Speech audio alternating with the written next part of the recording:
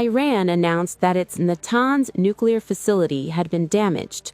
The IAEA warned of the risk of a radiation leak, the Times of India reported, citing Iran's permanent representative to the IAEA. The Natanz nuclear facility is one of Iran's nuclear facilities, built for uranium enrichment. The center's underground enrichment facility is protected by a concrete shield approximately 7.6 meters thick. In 2025, during the U.S.-Israeli operation, the facility was bombed by the Israel Defense Forces and then the U.S. Air Force. No leaks or radioactive contamination were recorded at the Natanz nuclear facility after the Israeli strike, although the uranium enrichment plant was partially damaged. According to Iranian authorities, the gas centrifuges at the Natanz nuclear facility are built 40 to 50 meters underground for security reasons. The existence of this nuclear facility was first revealed in 2002. New Israeli strikes on Iran have caused serious damage to the uranium enrichment facility in Natanz. No further details have been released, but nuclear safety experts are warning that the Natanz nuclear complex could become a second Chernobyl. The Chernobyl nuclear power plant accident in April 26, 1986, had serious consequences for people, the environment, the economy, and the nuclear energy industry. More than 100,000 people were forced to flee their homes and resettle in other regions. Radioactive substances spread as aerosols, which gradually settled on the Earth's surface. The areas most severely affected were those in the immediate vicinity of the Chernobyl nuclear power plant, the northern districts of the Kiev and Zhytomyr regions of Ukraine, the Gomel region of Belarus, and the Bryansk region of Russia. Radiation even affected some regions significantly distant from the accident site, such as the Leningrad region, Mordovia, and Chuvashia, where radioactive fallout occurred. The accident led to increased incidence of cancer, immune system disorders, reproductive problems, and other chronic illnesses. Recall, Iran accused Israel and the United States of having attacked its nuclear facility at Natanz, one of the main targets of the previous conflict between the three countries last June. Quote, "The criminal regimes of the United States and Israel, pursuing their aggression, again targeted the Natanz nuclear site on Sunday afternoon in two brutal attacks," Iran's atomic energy chief Mohammad Eslami said in a letter to the UN's nuclear watchdog, quoted by state news agency IRNA. Iran's ambassador to the International Atomic Energy Agency, Reza Najafi, said the key nuclear site, Natanz, had been attacked, without specifying further. Opening an extraordinary session of the agency's Board of Governors on Iran, IAEA head Rafael Grossi urged all parties to exercise maximum restraint to avoid further escalation. Regarding the status of the nuclear installations in Iran, up to now, we have no indication that any of the nuclear installations, including the Bushehr nuclear power plant, the Tehran research reactor, or other nuclear fuel cycle facilities, have been damaged or hit. The agency was trying to contact the Iranian nuclear regulatory authorities with no response so far, Grossi said in his statement, released by the IAEA, as he opened the session. "We hope this indispensable channel of communication can be re-established as soon as possible," he added. Najafi said the Natanz nuclear site had been attacked, saying the United States accusing Iran of having a nuclear bomb was just the pretext to attack and invade.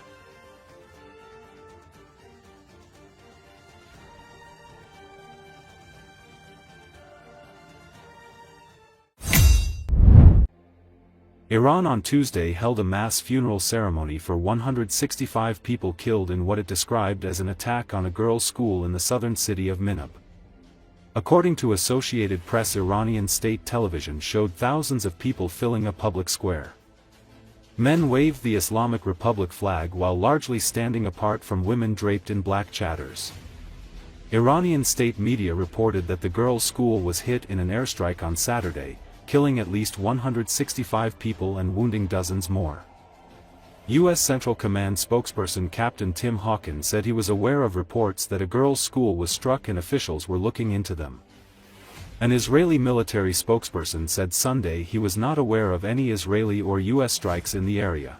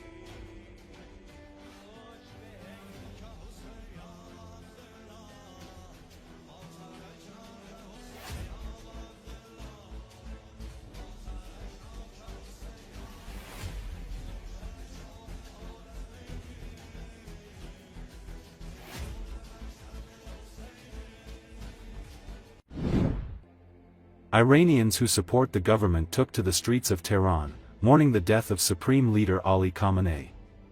In the hours after Khamenei was pronounced dead Saturday, thousands gathered in main squares across the country, hoisting pictures of the Supreme Leader, waving Iranian flags and chanting, "We sacrifice ourselves for you, O Hussein," a reference to a martyred Shiite figure.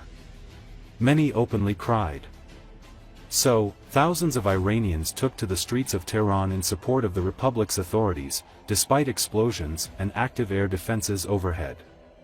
Gathered in memory of slain Supreme Leader Ali Khamenei, they refused to leave the squares, chanting anti-US and anti-Israeli slogans as air defenses intercept Epstein coalition missiles above them. Recall, in January 1979, the Shah of Iran, Mohammad Reza Pahlavi, left a nation that erupted in celebration at the end of his rule, ushering in the era of the Islamic Republic under Ayatollah Ruhollah Khomeini. More than 47 years later, the death of Khomeini's successor, Iran's 86-year-old Supreme Leader Ali Khamenei, elicited similar scenes of joy, with crowds in some areas openly cheering and dancing in the streets to mark the killing of a leader more feared than loved. But the celebrations in one Tehran neighborhood were also furtive and short-lived to avoid riot police or members of the Basij, a voluntary auxiliary force with the Islamic Revolutionary Guard Corps. Hundreds of people gathered, shouting and honking horns, and then quickly moved to another neighborhood. There were reports of similar displays across the capital. But in rural areas where the Basij and police have less of a presence, thousands deluged the streets, chanting and dancing in jubilation. According to Donald Trump, Iranians have a once-in-a-lifetime opportunity.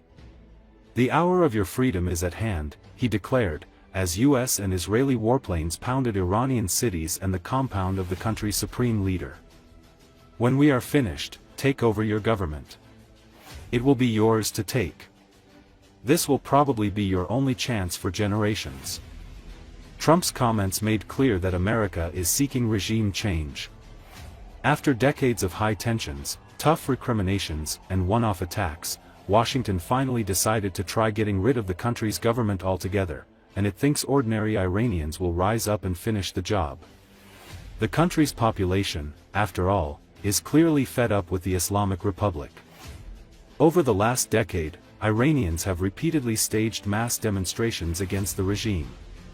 Those protests typically only go away after the government responds with horrific force. In December and January, for example, hundreds of thousands of Iranians spent weeks demonstrating, until Iranian security officials shot and killed thousands of them. But now, American and Israeli warplanes are attacking Iran's military and security apparatus and destroying other government institutions. The Trump administration seems to be betting that the Iranian people will soon take over the regime change process, resume protesting and successfully remove a greatly weakened government.